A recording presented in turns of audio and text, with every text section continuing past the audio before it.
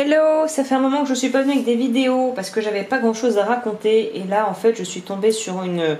voilà, c'est une disposition assez spécifique qui est en rapport avec le projet qui va arriver, le projet je veux dire le cours qui va arriver où on va faire ensemble un bracelet torsadé avec plusieurs en fait torsades et différentes épaisseurs de métal. Donc en fait pour ce projet-ci, en règle générale quand on fait du recuit par exemple pour des fils ronds, on va avoir tendance en fait pour aller plus vite à les laisser, déjà ils ont tendance à arriver déjà enroulés, donc on a juste à les laisser comme ça et à pouvoir passer notre chalumeau dessus tranquille. Sauf que là la torsade on veut absolument pas la déformer puisqu'elle n'est pas encore soudée, on n'a pas mis de soudure là, c'est juste en fait la torsion du fil qui a donné entre guillemets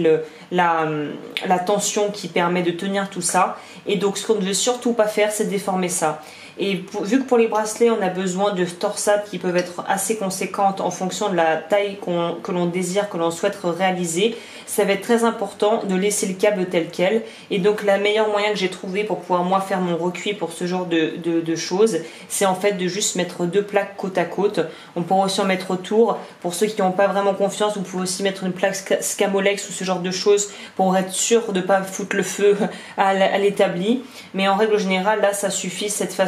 disposition suffit largement à faire du recuit pour des choses comme ceci. Donc voilà, je ne vais pas te montrer le procédé du recuit de A à Z,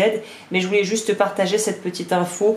qui me paraît être voilà, utile. Et donc je récapitule pour les personnes qui souhaitent justement pouvoir recuire une longueur de câble très importante mais qui n'est pas torsadée. Le plus simple c'est d'enrouler ça assez grossièrement, de foutre ça hop sur sa plaque réfractaire et de chauffer uniformément et ça fera le plus gros du boulot. Donc voilà, bah écoute, je te retrouve pour une autre vidéo bientôt et j'annoncerai la sortie du cours incessamment sous peu, et je ferai peut-être aussi une review d'un petit outil que j'ai acquis il y a pas longtemps, acquis je crois on dit. Donc voilà, je reviendrai avec ça plus tard, mais là c'était juste une petite info au passage, et n'hésitez pas aussi à vous abonner au groupe Facebook, sachant qu'il y a le concours avec le pendentif thématique de la nature du mois de juin qui est toujours voilà, en action, actif, et qui sera fini, qui se bouclera d'ici fin juin. Bah écoute, je te dis à bientôt pour une nouvelle vidéo.